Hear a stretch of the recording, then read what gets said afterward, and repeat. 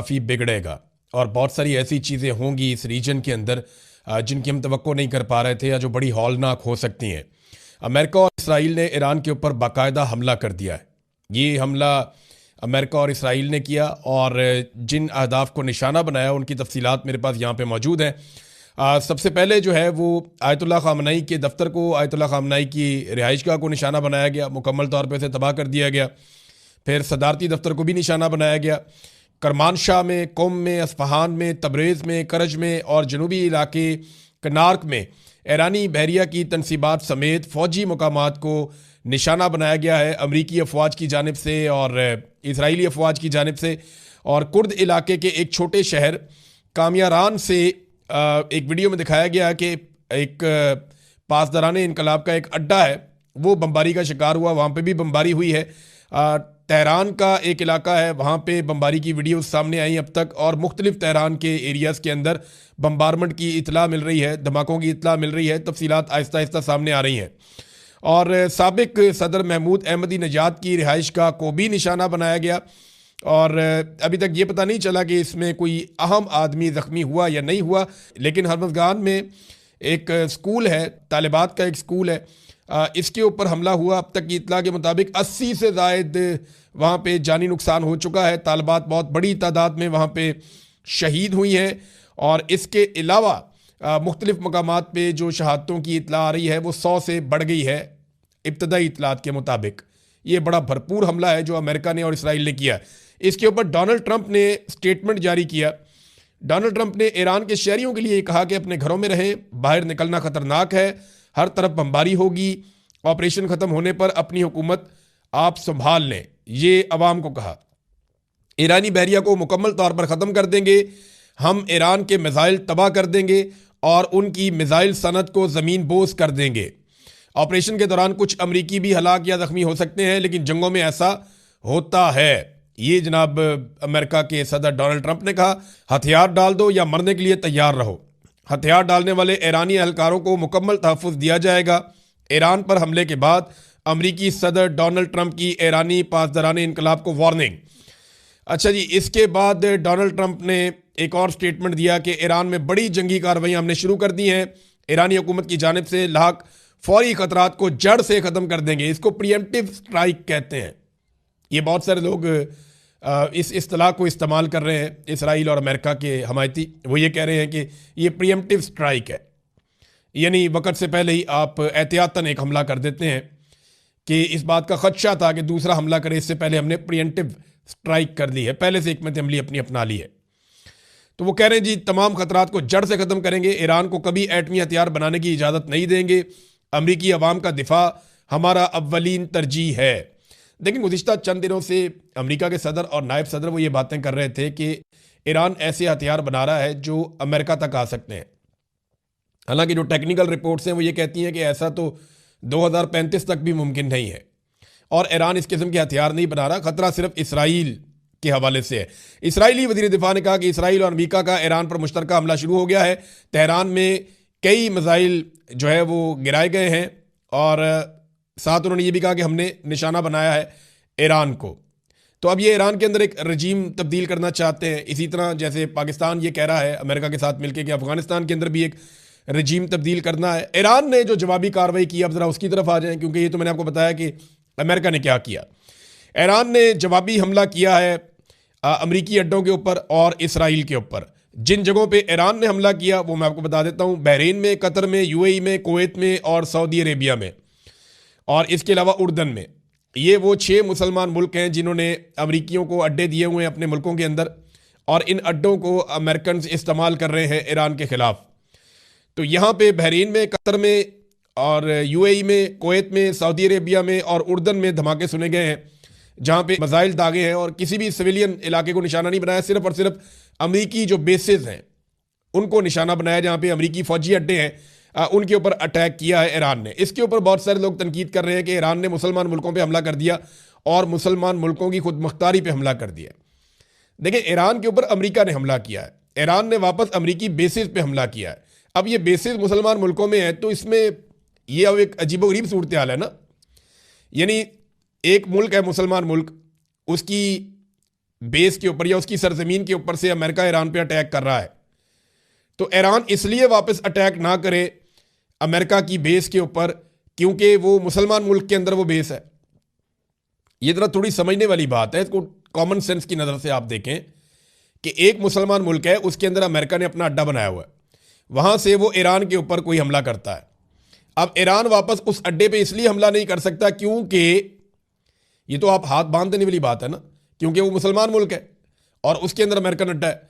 तो ये अब इस किस्म की तनकीद हो रही है, लेकिन ईरान ने तबाही के मनाजर दिखाए हैं इन अड्डों के ऊपर।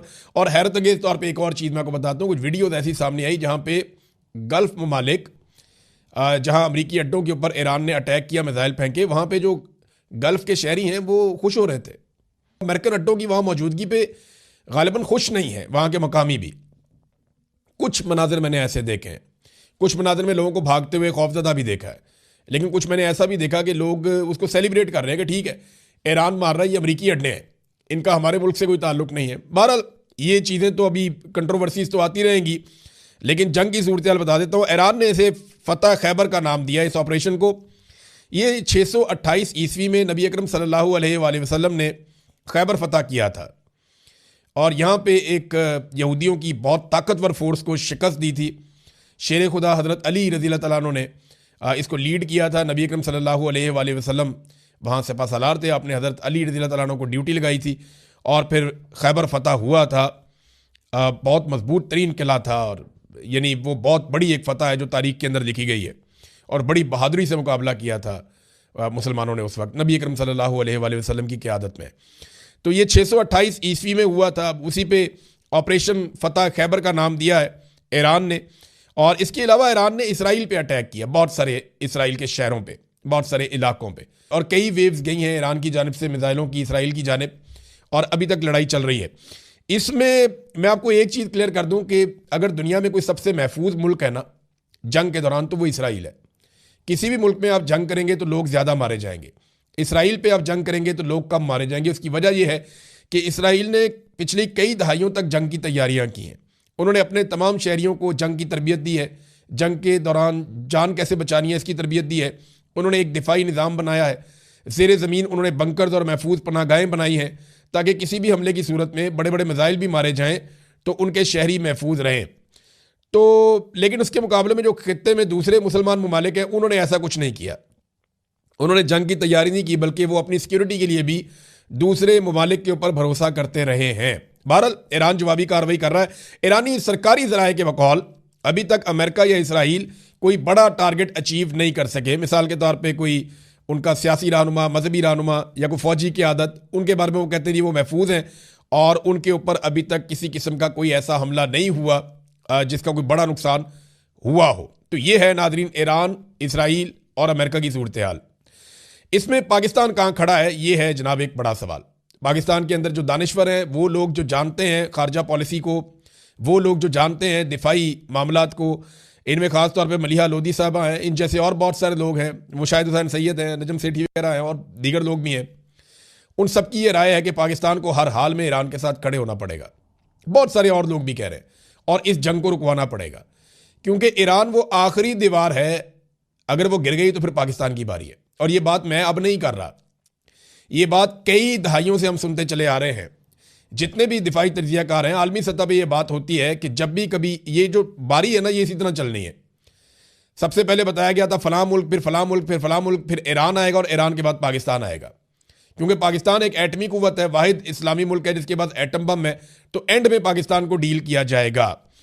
अब इस वक्त जो है वो ईरान के साथ तो पाकिस्तान उस तरह खड़ा हुआ दिखाई नहीं दे रहा। वजह यह है कि पाकिस्तान तो अमेरिका के साथ खड़ा है। देखें ना, बोर्ड ऑफ पीस बना है और बोर्ड ऑफ पीस बनने के बाद दो जंगें शुरू हो गई हैं। बोर्ड ऑफ पीस का एक मेंबर पाकिस्तान है, वो अफगानिस्तान के साथ लड़ रहा है।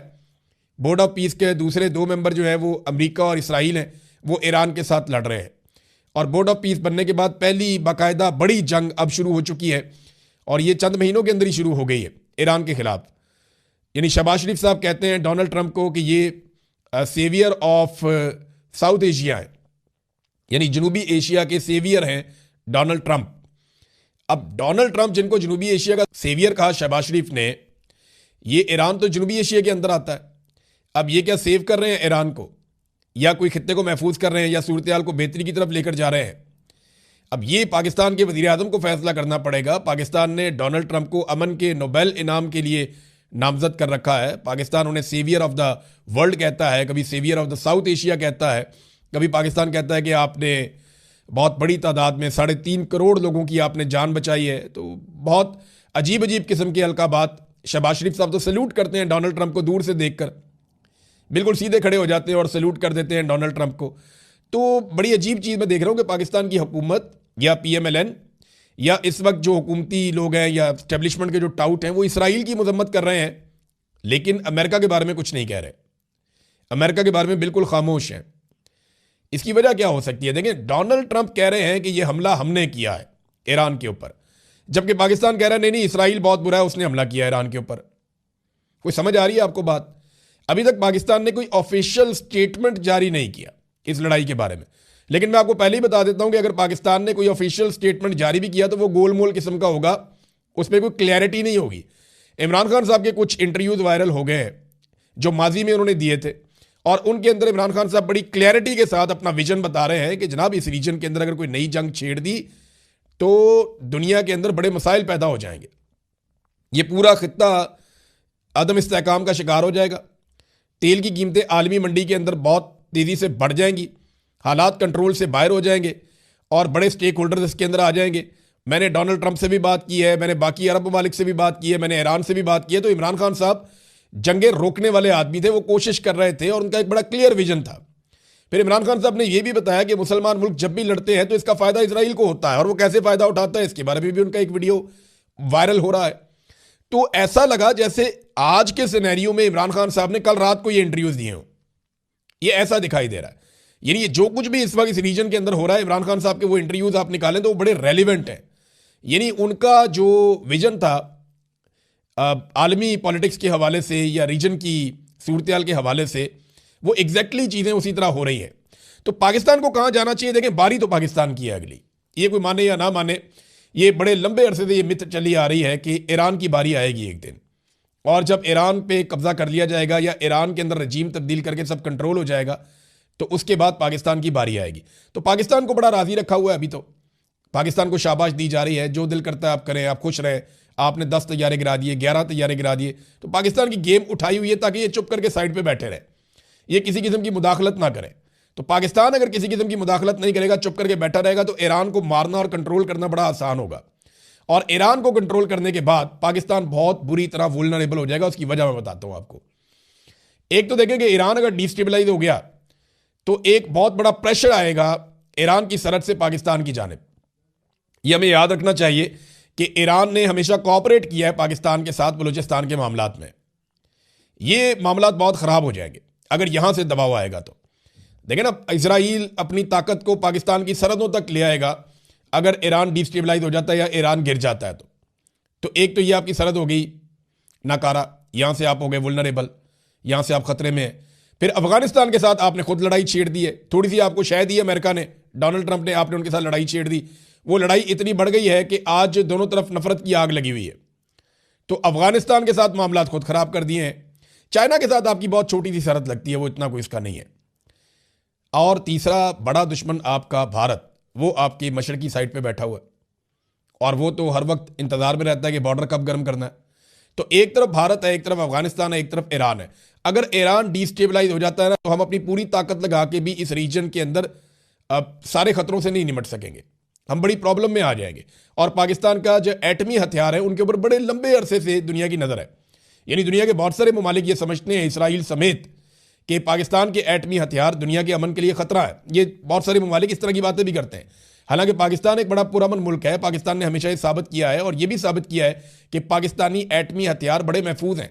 माजी में ये प्रोपेगेंडा किया जाता रहा कि ये दहशतगर्दों के हाथ लग सकते हैं, हालांकि इस प्रोपेगेंडे का कोई जवाब नहीं था। पाकिस्तान ने ज़बरदस्त जवाब भी दिया है, लेकिन पाकिस्तान के एटमी हथियार बहुत सारी कुव्वतों को खुटकते हैं। तो ईरान के बाद पाकिस्तान की बारी आएगी। पाकिस्तान को ये बात समझनी पड़ेगी, हमारे आसपास खतरा बढ़ता चला जा रहा है। हमारे वजीर आजम ने अमन का नोबल इनाम, कभी खुशामद, कभी जूते पॉलिश, अब वो बारी बारी सबको फैंटी लगा रहे हैं और हम तो बोर्ड ऑफ पीस के रुकन बनने पे खुश हैं। चीन और रशिया क्या करते हैं, ये बहुत इंपॉर्टेंट है। अगले 24 घंटे के अंदर आपको पता चलेगा, 24 से 48 घंटे में, कि चाइना और रशिया अगर ये लड़ाई कंटिन्यू करती है और इसी तरह इसमें शिद्दत आती है, तो चाइना और रशिया का बड़ा इंपॉर्टेंट होगा नुक्ता नज़र कि वो क्या करते हैं और किस हद तक इस मामले में आते हैं। अक़वाम मुत्तहिदा में ही जाएंगे या कोई फिजिकली भी हेल्प करेंगे या अमली तौर पे ईरान को कोई सपोर्ट करेंगे, ये देखना पड़ेगा कि वो क्या करते हैं और किस तरीके से बात इस पे करते हैं इस मामले पे। तो चाइना और रशिया इंपॉर्टेंट है। यूरोपीय यूनियन की जानिब से कोई इतना रोला भी नहीं पड़ा और वो ईरान के तो खिलाफ ही होंगे और इसमें बेशक वो जंग के अंदर उतरें या ना उतरें, वो ईरान के खिलाफ रहेंगे, ईरान की सपोर्ट नहीं करेंगे। तो एक और चीज़ जो हो रही है कि अमेरिका की मजम्मत कोई नहीं कर रहा। इसहाक डार ने बात की है ईरानी वजीर खारजा के साथ और ज़राए से एक खबर चलवा दी गई है कि जनाब पाकिस्तान ने मजम्मत की है, इसराइल की मजम्मत की है कि उसने ईरान पर अटैक किया। पाकिस्तान को एक ऑफिशियल स्टेटमेंट देना पड़ेगा, एक क्लियर स्टांस लेना पड़ेगा कि हम ईरान के ऊपर अमेरिका और इसराइल के हमले की मजम्मत करते हैं। लेकिन अगर गोलमोल स्टेटमेंट पाकिस्तान देगा तो देखें बारी बारी सबकी बारी। ये बात मैं पाकिस्तान में करता हूं ना, जबकि पाकिस्तानी जो मिलिट्री रजीम है ये बारी बारी सबको मारेगा, मिलिट्री एस्टेब्लिशमेंट एक एक करके सबको खा जाएगी और वो साबित हो रहा है। इसी तरह आलमी एस्टेब्लिशमेंट एक एक करके सबको खा रही है। ईरान के बाद पाकिस्तान की बारी है। ये बात बेशुमार लोग बड़ी देर से करते चले आए हैं और ये आप देख लीजिएगा आइंदा भी होता रहेगा। और तालिबान की जो हुकूमत है उन्होंने कहा जी हम ईरान का साथ देंगे और इस हमले की सूरत में उन्होंने पहले ये स्टेटमेंट जारी कर दिया था। पाकिस्तान ने ईरान का साथ देने की बात अब तक नहीं की है। तो नाज़रीन ये है अब तक की सूरत हाल। इस रीजन के अंदर एक बड़ी जंग छिड़ गई है। पॉलिटिकल खबरें हैं लेकिन बाद में करेंगे उनके ऊपर हम बात। अब तक के लिए इतना ही। अपना ख्याल रखिएगा, अपने चैनल का भी। अल्लाह हाफ़िज़।